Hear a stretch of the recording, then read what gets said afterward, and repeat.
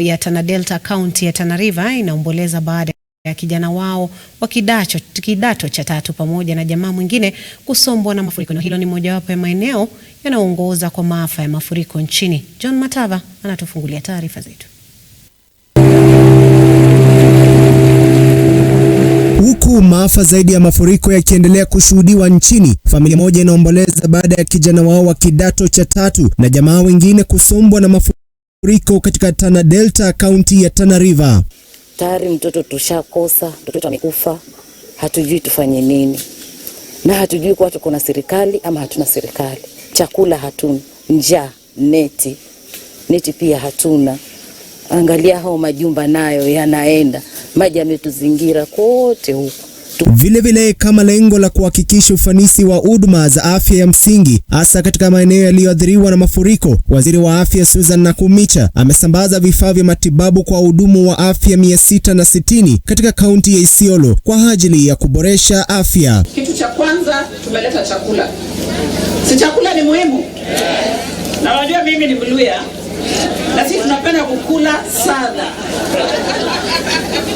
Sasa tumeleta mchele, tumeleta maharagwe na tumeleta unga ya uji ya watoto. Hizi kits pia tumeweka dawa ya kutreat maji. Na mnaona sasa hii flooding kuna shida ya maji kila mahali. So inatakikana hawa CHPs waingie kwa nyumba pamoja na hizi kits waweze kuhudumia wakaaji wa hapa Isiolo.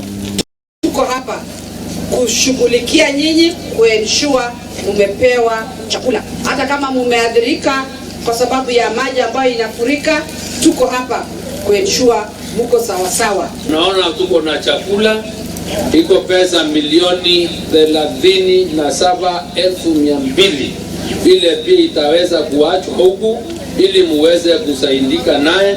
Madam Nakhumicha amewaambia ameleta net kuzuia mambo ya mafuriko. Kwingineko, wabunge Ali Wario na mwenzake Bia Iribae na wengine 16 ambao waliripotiwa kutoweka hapo jana katika harakati za kusambaza chakula kwenye boti huko Tana Delta wameokolewa katika eneo la Tana River baada ya msako wa zaidi ya saa 10. Hii ni kulingana na waziri wa usalama Kithure Kindiki kupitia mtandao wake wa kijamii.